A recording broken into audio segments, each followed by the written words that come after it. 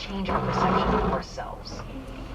They listen, they learn from us, they remember what we say, and they respond in ways that are very exquisitely tailored to us and our preferences and our history with them. And All right. It is 35 degrees this Wednesday, January, that's the 9th. Oh, actually the 10th. 35 degrees, and I need to go to, or start work in Oxford. It's been raining all night.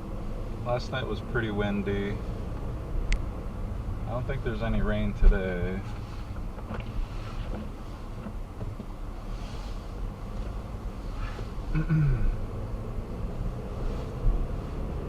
I gotta go fix some buses in Oxford. And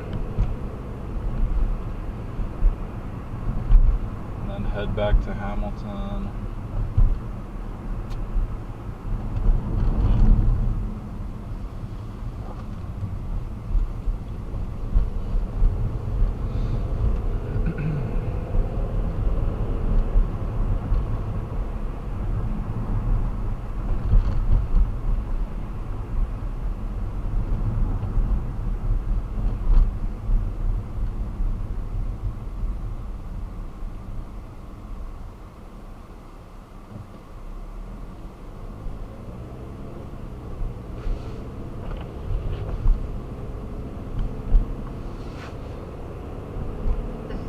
really kind of snowballs until you get to the point where it's like a feedback loop.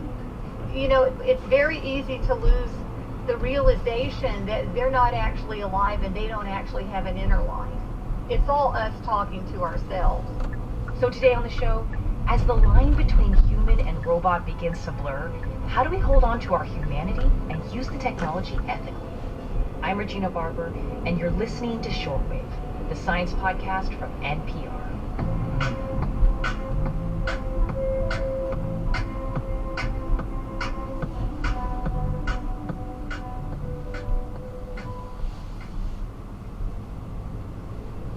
This message comes from NPR sponsor Spectrum Business. Spectrum Business is made to work the way small business works. That's why Spectrum Business provides internet, phone, and mobile services that are made to work as hard as you do. Learn more at spectrum.com/work. Support for this NPR podcast and the following message come from Amgen, a biotechnology pioneer leading the fight against the world's toughest diseases such as cancer, heart disease, asthma, and osteoporosis.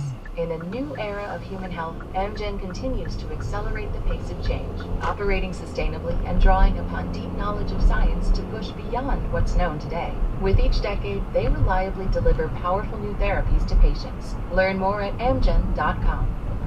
This message comes from NPR sponsor Carvana. Carvana has made financing your next vehicle as smooth as can be. You can get pre-qualified in just 2 minutes, and you'll have real terms personalized just for you. Visit Carvana.com to get pre-qualified today.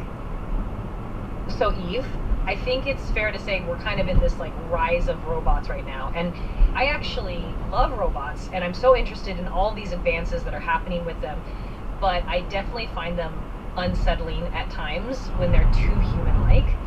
So I love that one of the first chapters in your book is called Overcoming the Uncanny. What is the Uncanny Valley? Sure. So the Uncanny Valley is an emotional reaction that gets stirred in us when we interface with a robot that seems too human for comfort while not actually being perfectly convincing. So there's a glitch, or there's a timing issue, or there's still a way to see that it doesn't quite make the mark of being totally human. And this is a disturbing thing for our brains because it makes you think about things like zombies and beings that were almost human, not quite human, almost alive, not quite alive, and how terrifying that is to us. And robots can really evoke that. It makes complete sense to me, right? Because I like cute robots, like big eyes, big heads, things that look still metal. Like Yes. I think that is the perfect kind of robot. I do too, and it's interesting because in the research with people who are interacting with robots, people actually like a robot that isn't too perfect. Mm-hmm, yes. It puts them at ease if the robot makes a mistake every now and then, because otherwise their brain is confused about whether they're dealing with a living thing or a machine. Or we could even argue that living things and humans do make mistakes all the time, so it actually is more comforting. That is a good point. I'll give you credit. Right, thank you. But so your book also touches on the question of like robot consciousness, right? Like, so we're talking about like what makes this robot more human. Is it conscious? Like, consciousness is this big mystery in neuroscience. So how do we even define robot consciousness? Well, here's the problem. We don't understand how consciousness works even in humans. Right. In the case of a robot, okay, intellectually we know that up to this point, current robots do not have consciousness. But that's not something that we can hold in our minds for any length of time when we interact with them. And we imagine that they do have consciousness. It's just irresistible. We imagine that. But that's a little scary because nobody knows what the robot mind would be like. It's completely alien to us. Mm-hmm. So, even the engineers who write their algorithms don't understand how the algorithms reach a certain decision. It's called the black box problem. And it's there with all AI, but I think there's a lot of ambivalence about whether we really want robots to be conscious, because we can't really define what that consciousness would be like. Therefore, we can't predict what they might do. And in your book, you used a great analogy for consciousness from a neuroscientist, Christoph Koch, about how we use computers to create weather simulations and make predictions. Can you expand on that analogy? The analogy is you can run a computer program, you can do computer modeling of all kinds of phenomena. A thunderstorm, for example, you can model in a computer program, but nothing gets wet. That's how you know it's not real. It's just a program. So that's, I think we need to be really clear on this because it's an interesting question, will robots ever be conscious? If they do ever become conscious, then we have to start thinking about robot rights and how we use them. In addition to how will they behave, how can we predict how they might behave? Wow, but how do we interact with them ethically? It's a very murky understanding that we have of robots and ethics. And, there really aren't any real guardrails as far as ensuring that your robot behaves ethically all the time and incorporates human values into their behavior. When you talk about ethics, you bring up questions of responsibility. I mean, if a robot, for example, a caregiving robot, somehow accidentally kills or injures a frail person that they're taking care of, who's responsible? That's kind of horrifying. So regardless of their potential consciousness, some people do develop these really strong social connections with robots. But we recently had an episode on loneliness in the US, and you write that robots aren't necessarily the solution. What's the connection between robots and loneliness? Yeah, it's a strange effect, and the thing that I can compare it to is people who are too addicted to social media and end up becoming isolated because they're not interacting with real people in a real relationship. And it's very seductive and hard to prevent in the people that have these relationships because of our hardwiring. So we have to remember to keep a firm fix in our minds of the dividing line between what is a robot and what is a human being. Mm-hmm. If we don't have that firmly fixed in our minds, we can start to prioritize our relationship with our robots because it's so easy. Right. They cater to our whims. They talk about what we want to talk about. They are very accommodating in every way. which is not something that human beings can keep up over time. Yeah. So, after a while, we could become so comfortable with these kind of, virtual relationships that we'll cease to reach out to other people. And it's something that there are people in this world who are especially vulnerable to. People who are lonely and isolated and don't have enough social stimulation, they can actually lose what social skills they have because they're so accustomed to this kind of consequence-free, easy, appealing relationship with a robot. This is like making me think of human relationships, and we don't like it when we're challenged, and we don't like it when relationships are hard, but if they aren't, then it's this, what you're saying. There's no, it's one-sided. If they aren't challenging, you're not growing. That's kind of the bottom line. And so, you're not going to grow a lot from these robot relationships. However, there are people in the world, children with autism, for example, who have a very hard time developing social skills. And there are robots that have a special autism program to them. And they actually do teach rudimentary social skills to people on the autism spectrum. So, yes, on a very rudimentary level, they can actually help things like turn taking, eye contact, things like that.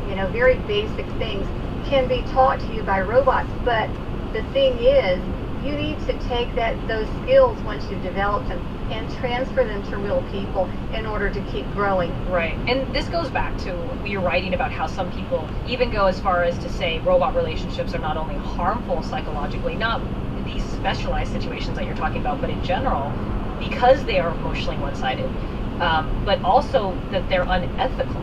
It's unethical because the person is not connecting with other human beings, and the world is full of lonely people who have needs physically and emotionally. And if you're not connecting with other people, you're not part of the solution. And I do think it can be unethical just simply by displacing existing relationships with people in your life. And that concerns me a lot. I would say, more than any of this, what that concerns me is the displacement of people and actually increasing the loneliness and the isolation that exists in the world. It's not a silver bullet. It's not a silver bullet. It's not worthless either. Right. For example, an older person who has dementia, a relationship with a robot can ease their loneliness and their sense of isolation, right, which is therapeutic. So, yes, there are some good uses of this technology, no doubt about it. It's just that we need to know how far to take it and when to step away from the robot and start engaging in the real world, because that's where you're really going to grow those social muscles and those ethical muscles that you need. So after writing this book, how do you see robots fitting into our lives in the future? Well, I think robots are going to change the culture, and for better or worse, but in some ways for the better. You have to remember that these robots that are going to be consumer household robots, they do more than just, converse with you. They'll look up information for us, they'll send emails, and they'll do so many things for us that I think are wonderful, and that will free us up, to perhaps use our time in a more productive, more meaningful way. For more human interaction. More human interaction, more education, more pursuing hobbies, all kinds of things, which a lot of these things we can't currently think of because our culture hasn't gone there yet. Thank you so much, Eve. This was really, really wonderful. Well, thank you so much for having me. This episode was produced by Rachel Carlson, edited by our showrunner Rebecca Ramirez, and fact-checked by Britt Hansen. Gilly Moon was the audio engineer. Bette Donovan is our senior director, and Colin Campbell is our senior vice president of programming. I'm Regina Barber. Thank you for listening to Shortwave from NPR.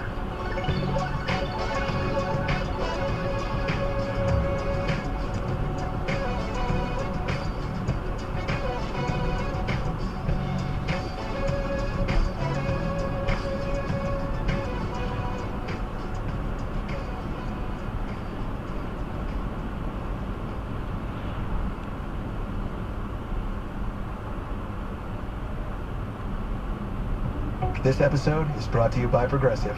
Most of you aren't just listening right now, you're driving, cleaning, and even exercising. But what if you could be saving money by switching to Progressive? Drivers who save by switching save nearly $750 on average, and auto customers qualify for an average of 7 discounts. Multitask right now. Quote today at Progressive.com. Progressive Casualty Insurance Company and Affiliates. National average 12-month savings of $744 by new customers surveyed who saved with Progressive between June 2022 and May 2023. Potential savings will vary. Discounts not available in all states and situations.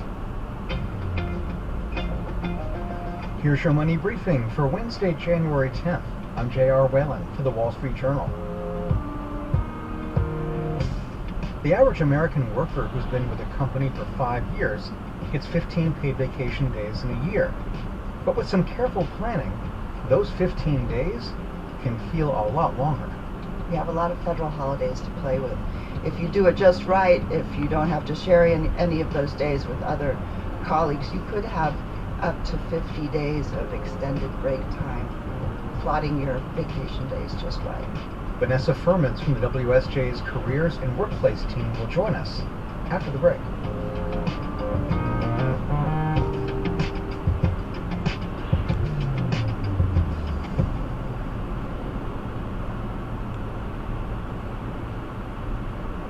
This episode is brought to you by Progressive Insurance. Most of you listening right now are probably multitasking. Yeah, while you're listening to me talk, you're probably also driving, cleaning, exercising, or maybe even grocery shopping. But if you're not in some kind of moving vehicle, there's something else you could be doing right now. Getting an auto quote from Progressive Insurance. It's easy, and you could save money by doing it right from your phone. Drivers who save by switching to Progressive save nearly $750 on average. And auto customers qualify for an average of 7 discounts. Discounts for having multiple vehicles on your policy, being a homeowner, and more. So just like your favorite podcast, Progressive will be with you 24/7, 365 days a year, so you're protected no matter what. Multitask right now. Quote your car insurance at Progressive.com to join the over 28 million drivers who trust Progressive. Progressive Casualty Insurance Company and Affiliates. National average 12-month savings of $744 by new customers surveyed who saved with Progressive between June 2022 and May 2023. Potential savings will vary. Discounts not available in all states and situations.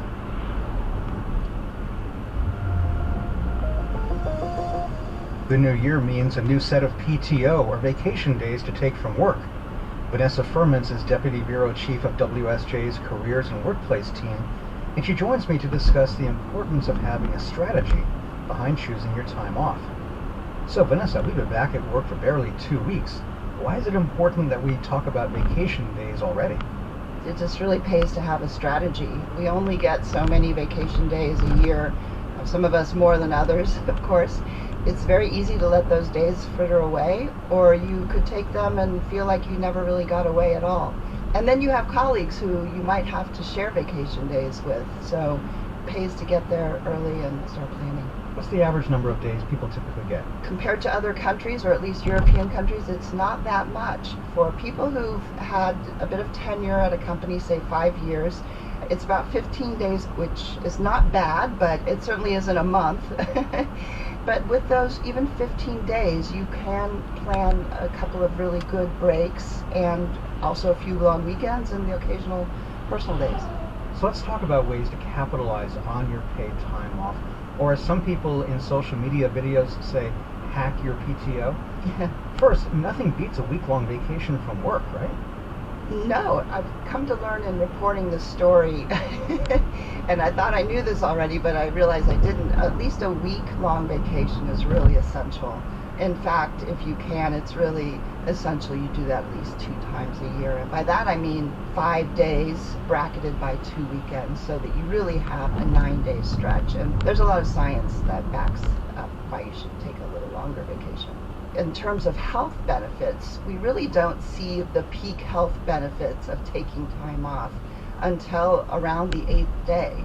And in fact, a study that was published just this last year by researchers at the University of South Australia in Adelaide that showed that if you take at least a week-long vacation, say 1 to 2 weeks, then the after effects, the positive benefits, tend to last longer than if you took a vacation either for a shorter period amount of time or a longer amount of time. I don't know anybody who can take 2 weeks off from work. They're pretty lucky. Yeah, well, I think it's a good goal to shoot for. So if somebody doesn't take a week-long vacation, one option could be maybe a long weekend. But there's a conundrum there, which is, do you take the Friday off or do you take the Monday off? Yeah, that was another thing I thought was interesting. In talking to some of the people I did for this story, and I would say they were people, not necessarily all scientists, but people who have thought about how to strategize this, there's a really good case to be made for taking Mondays off. A lot of us think, let's start the weekend early, take the Friday off, you get to get going all that much sooner, but Fridays, after doing this reporting, are kind of overrated. First of all, there's the delayed gratification of taking the Monday off, so come Sunday night, you've still got another day off. Second of all, the cadence of the work week works in favor of taking the Monday off. If you take the Friday off, a lot of times you tend to then try to pack in the whole week's worth of work Monday through Thursday, which leads to a bit of more stress leading up to the vacation. If you take the Monday off, chances are your colleagues have no choice but to start the work week without you, and then you jump into the fray. And by the way, why do people leave vacation days on the table? And I'm guilty as charged. I've gotten a lecture or two from bosses over the years for not taking all of my days off in a calendar year, and many companies don't let workers carry them over. It has to do a lot with American work culture. We value face time a lot. It's the sort of ingrained belief that if we're not taking all of our vacation days, somehow our bosses are going to see and recognize that we're really dedicated to our jobs. And sometimes our jobs often make it very difficult to take vacation, a true vacation. Does taking time off actually result in more productive employees? There's evidence to suggest at least it could be resulting in more successful employees. There's actually a good number of studies that show that people who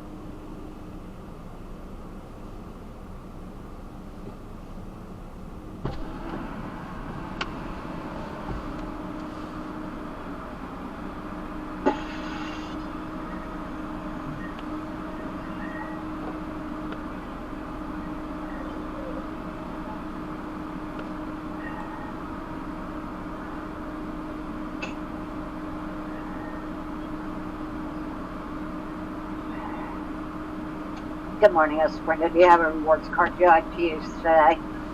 I actually made an order on the app. Okay, what's your number? LR. Is it Russell? Yeah.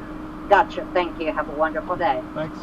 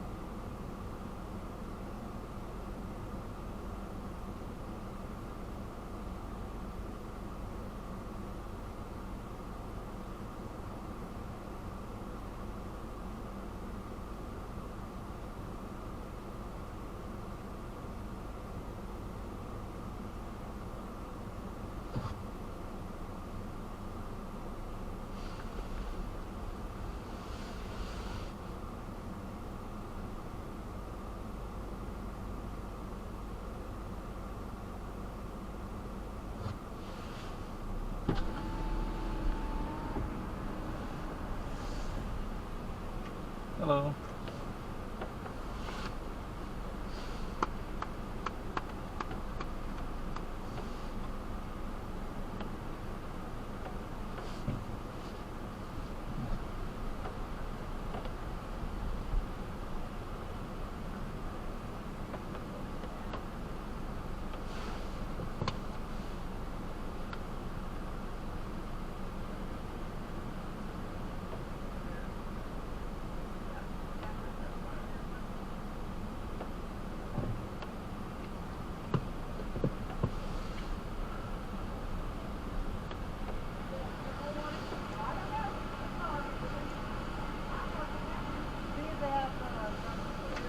Drive-through code? Yeah. Did you have a drink? Nope. All right, here you go. Thank you.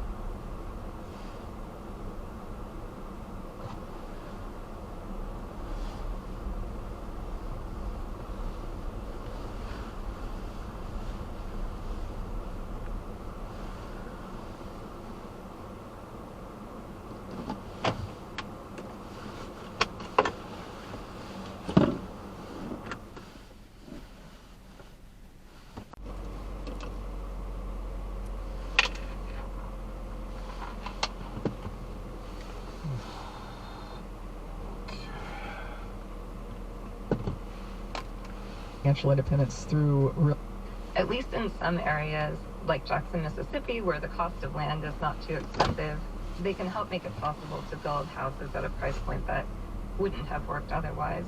That's Adele Peters, senior writer at Fast Company. Her piece is called The Housing Solution Hidden in Plain Sight that Maryland and Mississippi are embracing. Thank you. Thanks so much for having me. This is NPR News. Support for NPR comes from this station and from Progressive. Progressive Commercial Insurance protects small businesses from retailers to tradespeople. Progressive covers a variety of business needs with a range of coverages. More at progressivecommercial.com. From Procter & Gamble, maker of Metamucil, a fiber supplement containing psyllium, a plant-based fiber for trapping and removing waste in the digestive system, designed to be taken every day. More at metamucil.com. From Workday, with AI at the core of its system, Workday is committed to delivering continuous innovation to help teams stay agile. Workday, the finance and HR system for a changing world. And from the listeners who support this NPR station. Support for WBXU comes from the Original Mattress Factory, hand-building mattresses and box springs for purchase at its factory located in Fairfield and 9 showrooms throughout the tri-state and Dayton. To learn more about their manufacturing process, mattress products, bedding accessories, and customer-first philosophy, you can visit originalmattress.com. Support comes from Oxford's Chocolate Meltdown, presented by the Oxford Community Arts Center, the City of Oxford, and the Richard and Carol Cox Art Museum at Miami University. Celebrate all things chocolate and satisfy your sweet tooth while supporting the arts and local merchants. Saturday, January 13th at the Oxford Community Arts Center. Details at chocolatemeltdown.com. This traffic report supported by MAD, Mothers Against Drunk Driving. Northbound 71 after Kenwood, a wreck. Southbound 71 between Dana and King. Northbound 75 on the ramp to Tylersville Road, there's a wreck. 91.7 WBXU Cincinnati and 88.5 WMUV Oxford. Man. News from Cincinnati Public Radio and NPR. I'm very sad and deeply disturbed. Man. You usually don't see deer go through there. I've never seen deer go through there. Wow. Well then, that woke me up.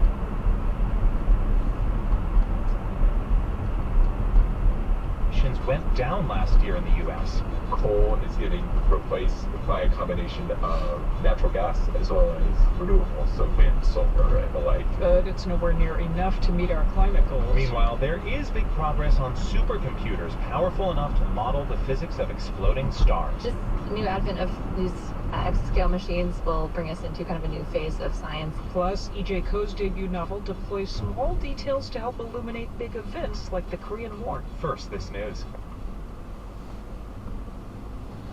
Live from NPR News in Washington, I'm Jack Spear. Republican candidate Chris Christie is the latest contender to pull out of the 2024 presidential contest. Speaking to Ben in Windham, New Hampshire today, Christie saying ambition cannot be what governs decision-making in politics. He officially ended his White House bid. I've always said that there came a point in time in this race where I couldn't see a path to accomplishing that goal, that I would get out. And it's clear to me tonight that there isn't a path for me to win the nomination, which is why I'm suspending my campaign tonight for President of the United States. Christie gave no indication of whether he would throw his support behind any of the other candidates, including Nikki Haley, who significantly closed the gap with former President Donald Trump in New Hampshire. Christie vowed to do everything possible to keep Trump from regaining the office, calling him a criminal. U.S. Senator Bob Menendez is asking a federal court to toss out a criminal case against him, the New Jersey Democrat accused of accepting bribes, including gold bars, in return for helping businessmen and foreign governments. Here's NPR's Ryan Lucas. Senator Bob Menendez was indicted in September in Manhattan, along with his wife and 3 New Jersey businessmen. Federal prosecutors say Menendez and his wife accepted hundreds of thousands of dollars in bribes, and in return aided the 3 businessmen, as well as the governments of Egypt and Qatar. Menendez denies the charges and has pleaded not guilty. Now his attorneys have filed a motion in court asking the judge to dismiss the case. Menendez's lawyers argue that his actions were official acts made in good faith and that his prosecution violates the speech or debate clause of the Constitution. Menendez has refused calls to resign, but he has stepped aside from his leadership of the Senate Foreign Relations Committee. He is scheduled to go to trial in May. Ryan Lucas, NPR News, Washington. U.S. Secretary of State Antony Blinken is on his fourth trip to the Middle East since Hamas attacked Israel October 7th. Today, Blinken met with Palestinian leaders in the Israeli-occupied West Bank before heading to Bahrain and the Gulf. More from NPR's Lauren Frayer. Secretary of State Blinken traveled by convoy about 40 miles from Tel Aviv to Ramallah in the Israeli-occupied West Bank, where he met with the 88-year-old Palestinian president Mahmoud Abbas. Later on a stop in Bahrain, Blinken told reporters he talked with Abbas about reforming the Palestinian Authority so that the West Bank and Gaza can be united under one leadership and eventually become an independent state. Washington wants the Palestinian Authority to govern Gaza once the war is over. But Israel opposes all of that, a Palestinian state and a role for the Palestinian Authority in Gaza. The Strip has been ruled by Hamas since 2007. Lauren Frayer, NPR News, Ramallah. On Wall Street, the Dow is up 170 points. The NASDAQ closed up 111 points. You're listening to NPR. Support for NPR comes from NPR stations. Other contributors include the Alfred E. Sloan Foundation, supporting books, radio, podcasts, film, television, theater, and more to bridge science and the humanities. And the listeners who support this NPR station. Good evening. It's 6:04 and 33 degrees in Cincinnati and Dayton. This is 91.7 WBXU. I'm Bill Reinhardt. Indiana is trying to overhaul how children are taught to read with a statewide mandate to follow the latest scientific research. But experts say for that change to take hold, it'll take work and buy-in from educators. From WFYI's education desk, Dylan Pierce-McCoy reports on the change in one district. The Lafayette School District is rolling out a new approach to reading instruction that relies on research-backed strategies. Alicia Clottinger is an assistant superintendent. She says that when they started talking about the science of reading, some teachers dismissed the new approach. Some are like, this is a trend, it'll come and go again, but I don't think this is going anywhere because of legislation, but more importantly, it's best practice. Clottinger says some teachers who were reluctant at first have changed their minds as they see the new strategies work for other educators. In November, Lafayette won a $430,000 competitive grant from the state. They'll use the money to pay for training and new materials. I'm Dylan Pierce-McCoy. Up to 3/4 of stroke survivors can have trouble swallowing afterward. Researchers at UC are launching a study to see if certain tongue exercises could make a difference. Assistant professor and clinician scientist Brittany Kreckler is the lead trial investigator. You can't swallow things correctly, it can end up in your lungs, cause pneumonia. That's kind of the most extreme case, but it can also really impact your nutrition, hydration, and then it's highly linked to depression and other kind of social aspects of life. Study participants will press their tongue on a bulb that measures the pressure. The goal is to increase endurance rather than strength in order to improve swallowing function. You can learn more about the study at WVXU.org. Partly cloudy, breezy, and 31 tonight. Partly to mostly cloudy Thursday, a high tomorrow of 44. It's 33 degrees now. This is All Things Considered from NPR News. I'm Mary Louise Kelly. And I'm Ari Shapiro. Very few people are allowed to enter Gaza right now. Dr. Seema Jalani, an American, is one of them. She spent 2 weeks working at a hospital there, and she saw horrors. We want to warn you that the descriptions you'll hear over the next 10 minutes or so include graphic scenes of violence and suffering. Just massively crowded. I'm stepping in blood. Dr. Jalani recorded voice memos while she was treating patients in Gaza. I guess I can't bring the mom in right now, but she's so emotional. It's been nearly 100 days since the deadly Hamas attack on Israel, which prompted Israel's ongoing bombardment of Gaza. Israel says it aims to destroy Hamas. By Palestinian officials' tally, more than 23,000 Palestinians have been killed in Gaza, and about 1 in every 40 people there have been wounded in just 3 months. Israel's military is now pushing deeper into central Gaza and says Hamas uses hospitals as command centers. The World Health Organization says the most important hospital in central Gaza is Al-Aqsa. I've seen a lot. I never compare conflicts, but that's got to be the most nightmarish thing I've ever seen. And one of the most inhumane and cruel things I'll ever see. Dr. Jelani is talking there about one young patient in the emergency room at Al-Aqsa, an 11-year-old girl who was severely burned in an explosive blast. To look at her was an infinite level of pain coming out from her. It's the stuff of nightmares. Dr. Jelani worked in the ER for 2 weeks with the International Rescue Committee in partnership with Medical Aid for Palestinians, bearing witness to agony again and again.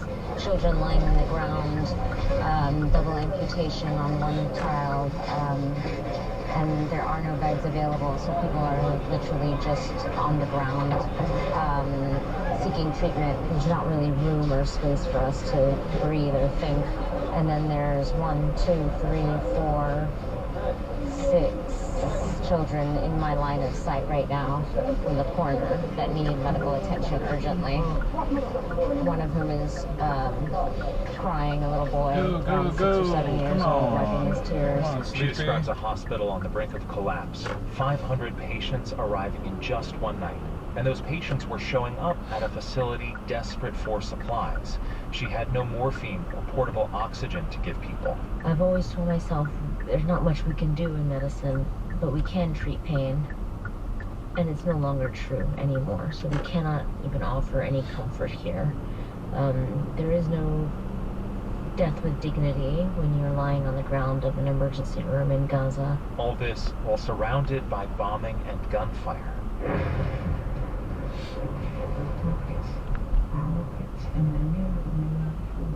That feels very close. You don't get to hear much whistle before it comes.